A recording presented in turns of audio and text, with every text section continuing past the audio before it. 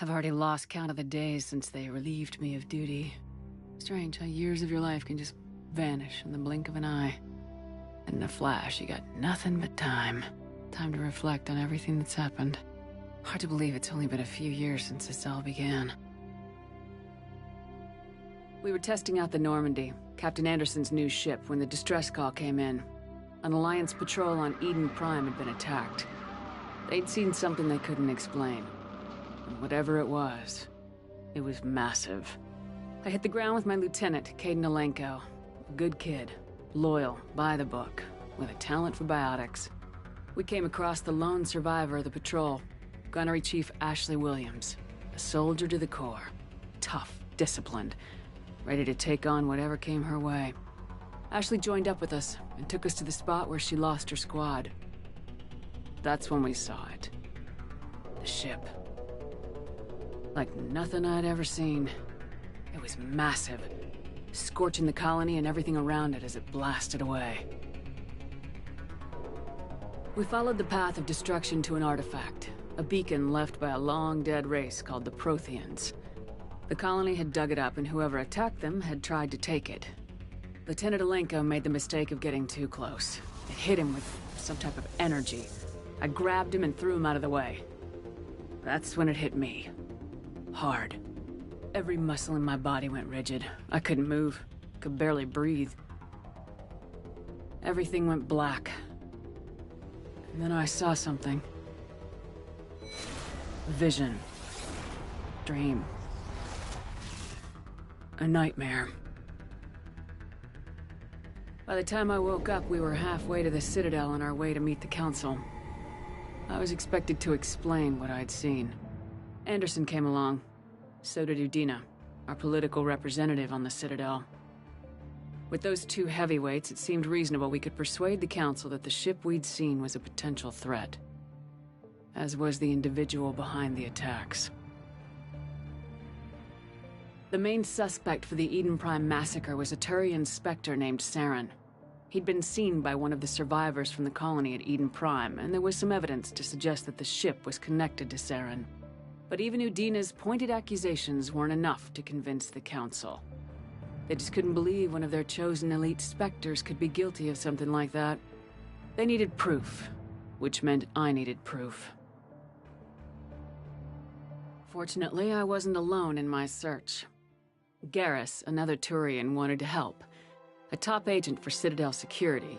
Despite orders from his superiors that he shouldn't get involved, he told me he was suspicious of Saren and he had some useful leads. More importantly, he was willing to share them. That led me to Rex, the biggest, nastiest looking Krogan bounty hunter I'd ever seen. He turned out to be more than just a brute. It was his intel that led us to a fugitive with incriminating evidence on Saren. The fugitive turned out to be an energetic little Quarian named Tali. A tech expert with a knack for hacking, she'd procured some information on Saren. Evidence that proved Saren was dirty. Tali's evidence proved that Saren was responsible for the massacre on Eden Prime, and the immense warship we'd spotted was in fact Saren's flagship. But it went much further. Saren was trying to find a way to bring back a race of sentient machines from dark space. Machines allegedly responsible for cleansing the galaxy of all organic life. These Reapers were blamed for wiping out all life 50,000 years ago, including the Protheans, then disappearing back through the mass relays to dark space, leaving no trace that they'd ever been. That explained why Saren was after the beacon, and it made some sense out of my visions, but not much else. We couldn't convince the Council that the Reapers were a threat, but they agreed Saren had to be stopped. They stripped him of his Spectre status and gave me the honor of becoming the first human Spectre. My first task?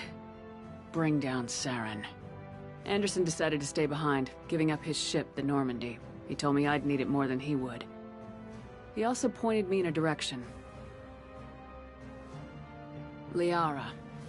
A Prothean expert, adept in biotics, and maybe most importantly, daughter of Benezia, Saren's top lieutenant. And like most Asari, as beautiful as she is intelligent, and born with a unique ability to meld with other species. Liara was able to help me decipher some of the vision the beacon had given me. Nothing concrete, but it gave me some clues. And a new appreciation for the Asari. Her technique for accessing my vision was unexpected, but not at all unpleasant. Kaidan was a little concerned about the connection I shared with Liara. As commander, I knew either relationship had the potential to interfere with the mission.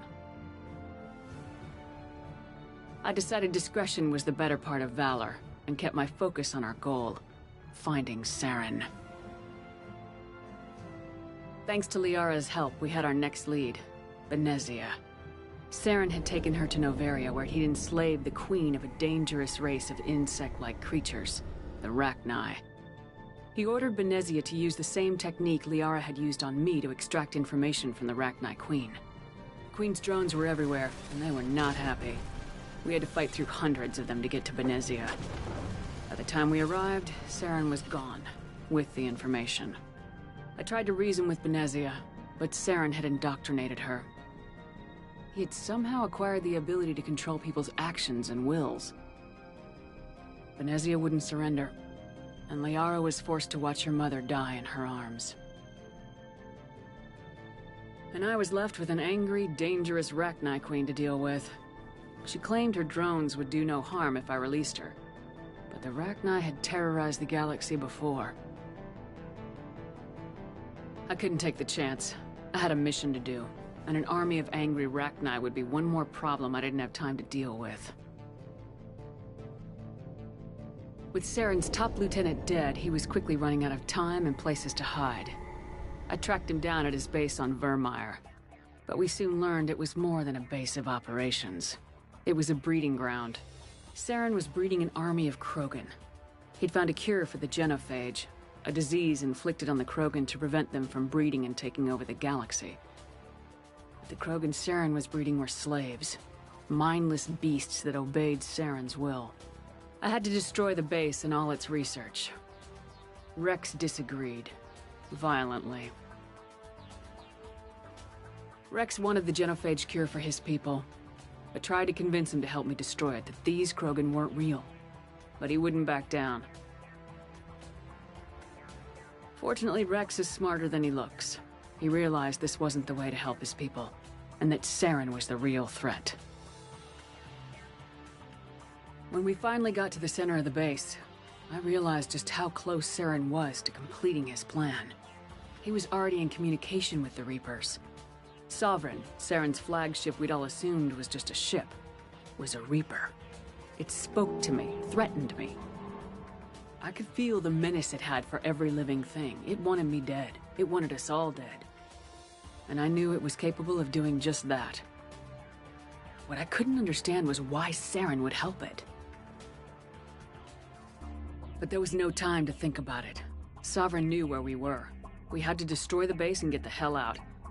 I split my team into 2 squads, sending Ash with one and Kaidan with the other as a distraction. We had a nuke and we planned to use it. Before we could detonate the bomb, Saren showed up. We fought. I stalled him to make time for my team. And in talking to him, I realized the truth. It wasn't Saren who was indoctrinating everyone. It was Sovereign, the Reaper. And Saren was in deeper than all of them. He tried to convince me he was still in control. Said he'd found a way to reduce the Reaper's influence, but he was kidding himself. Or believing the lies Sovereign was telling him. Before I could convince him to stop, he ran, leaving me just seconds to extract my squad mates. I tried, but it wasn't fast enough. I could only save one of them. Ash was a good friend, and a great soldier. But I had to choose, and I chose Kaidan. That was the last time Saren would slip away from me. I knew then, the next time we met, one of us would die. With my team mostly intact, we chased Saren and his army to Ilos, a long-lost planet that had once belonged to the Protheans. As we prepared for what we knew would be a desperate fight, I spoke to my crew. We were just one ship, against Saren's growing army. I assured them all that despite the odds, We could defeat him. I'd never tell anyone, but I had my doubts. Leaving Ashley behind had hardened my resolve, but revealed a weakness in my defenses. How many more friends and allies would I be willing to sacrifice in order to stop Saren? We arrived on Ilos close behind Saren. Once on the planet, we discovered a Prothean databank that helped me put the final pieces of my vision together. The Reapers had come 50,000 years ago, and every 50,000 years before that, each time purging the galaxy of life. The Protheans had fought and died like every species before them, but a few survived long enough to leave a parting gift. The Protheans had discovered that the Citadel was the key to controlling the mass relays. By sabotaging the Citadel, they found a way to close the relays to dark space, slowing the Reapers' return, giving us the time we needed to find a solution to stop the Reapers once and for all. Saren knew this. He was leading his army to take control of the Citadel and re-establish the relays to dark space, bringing the waiting Reapers here to destroy us all. We followed him to the Citadel. It was intact, but heavily damaged. He had caught the Council fleets by surprise, and they were only now regrouping. And with Sovereign as his flagship, there was little hope that the fleets could counterattack with enough strength to take back the Citadel. But Saren was done running, and I was done chasing him. As the Alliance and Council fleets battled Saren's army outside the Citadel, I cornered the Turian bastard in the Citadel tower and confronted him. He died believing that the Reapers would save him. As I fought to regain control of the Citadel, the Council's flagship, the Destiny Ascension, fell under attack. Despite Saren's death, Sovereign and Saren's army continued to fight. The Council was aboard the Destiny Ascension and they were requesting assistance. But I knew in order to help them, I would have to put our human Alliance fleet in jeopardy. The Council could be replaced. The fleets were needed here and now if we were going to defeat Sovereign. Even with the Citadel back in my control, Saren defeated and the Normandy leading the combined galactic fleet.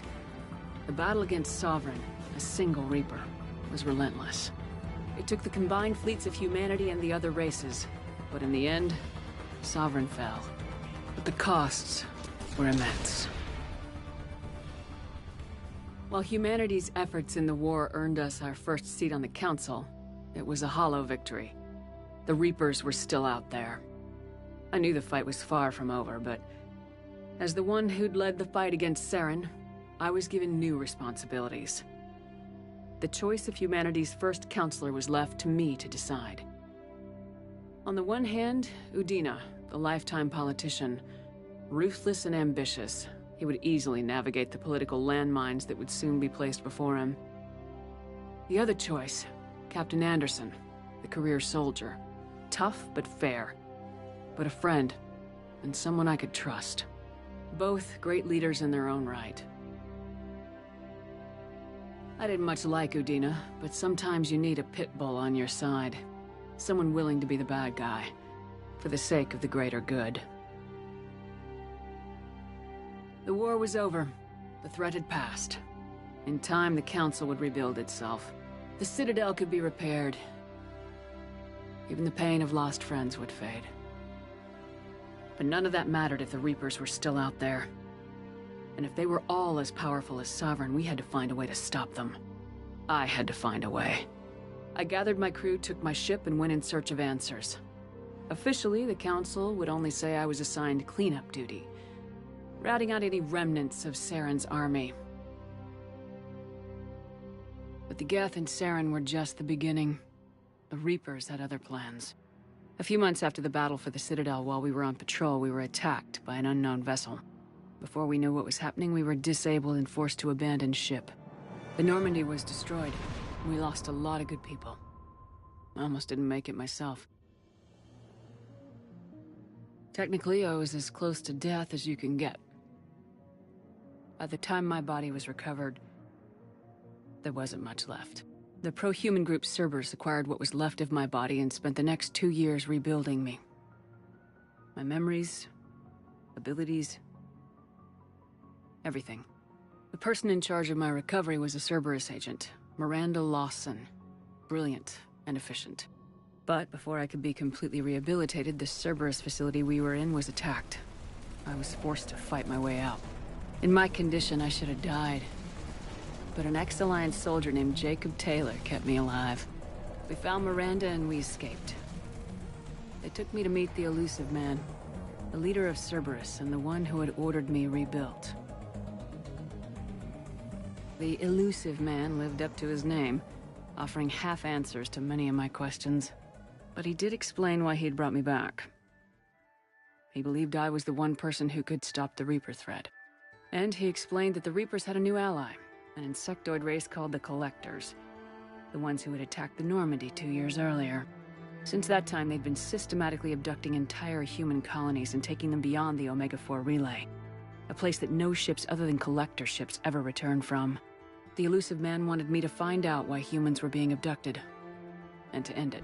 In return, Cerberus would outfit me with a rebuilt Normandy, weapons, and a skeleton crew. As long as I agreed to take along Miranda, Jacob, and an illegal AI named Edie. I told the Elusive Man I wanted my own team, people I knew. He already had a list of individuals that he wanted, people that might be willing to go on a suicide mission, to head beyond the Omega-4 relay and face the unknown. It was an interesting list. Ex-convicts, assassins, experimental scientists. In the end, it was my choice. It would take time and effort to recruit them all, and with more humans disappearing every day, I wasn't sure I should bother. I decided time was of the essence. I'd go after the key members first and then figure it out from there. Recruiting the team took me all over the galaxy. Along the way, I met some old friends. They were quick to join, despite the risks. As for the rest, finding them and convincing them to join me on a suicide mission was difficult. But keeping them from killing each other was next to impossible. They only had to stay alive long enough to complete the mission. I wasn't sure what difference it would make if they were happy doing it. There was no point wasting energy helping the team get along when they were gonna die anyway. I tried to recruit and reconnect with a few of my old squad, but they were suspicious of Cerberus. No doubt why they weren't on the Elusive Man's list to begin with. Worse, they'd moved on. For 2 years, they'd believed I was dead and lost. Now I was headed off on another suicide mission. If things were gonna get better between us, it would take time. But I was running out of time. If they wouldn't help, then I'd find someone else. With most of the team recruited, we were getting close. We just needed to figure out how to survive the Omega-4 relay. Our best chance came when we discovered a damaged collector ship. We went in knowing it could be a trap, but we had to try. What we found there was almost unbelievable. The Collectors weren't a new race at all. They were the twisted remnants of the Protheans, slaves of the Reapers, and humans were the next target.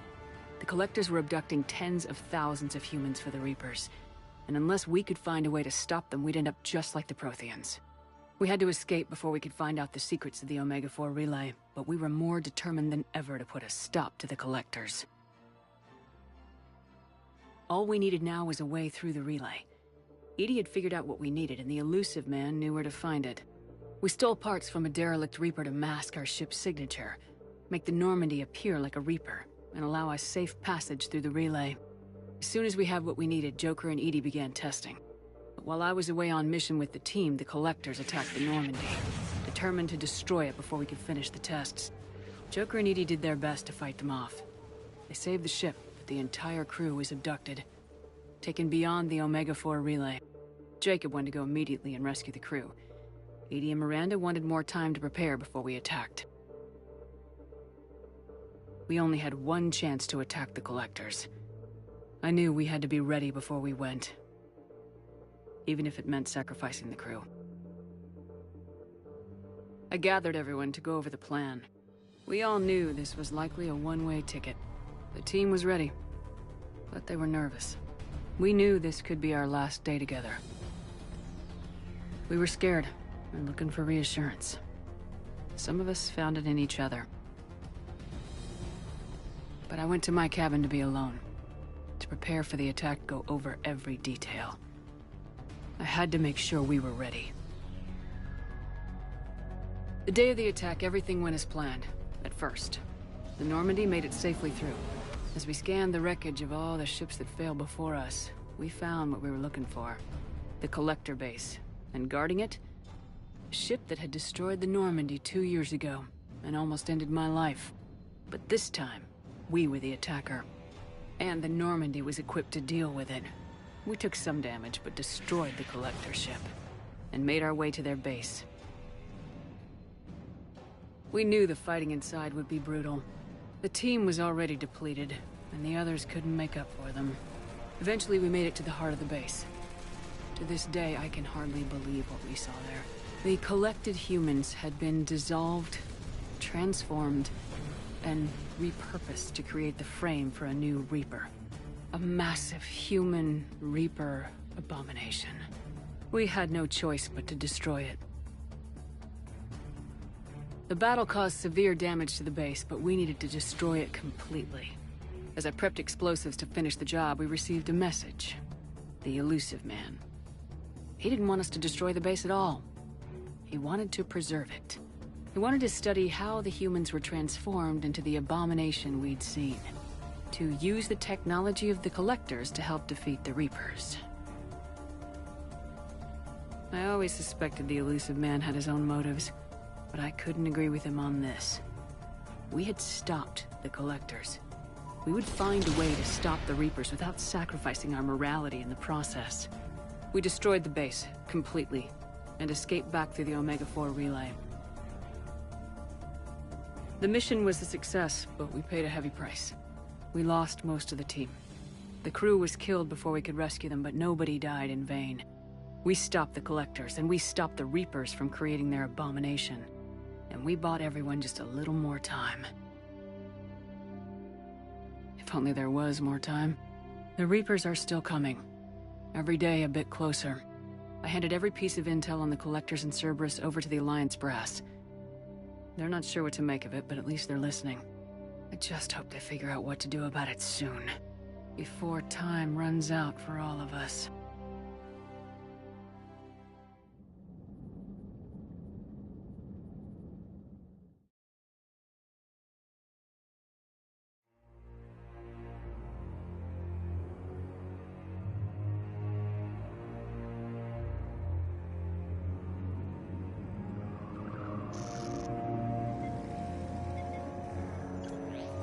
How bad is it? Bad.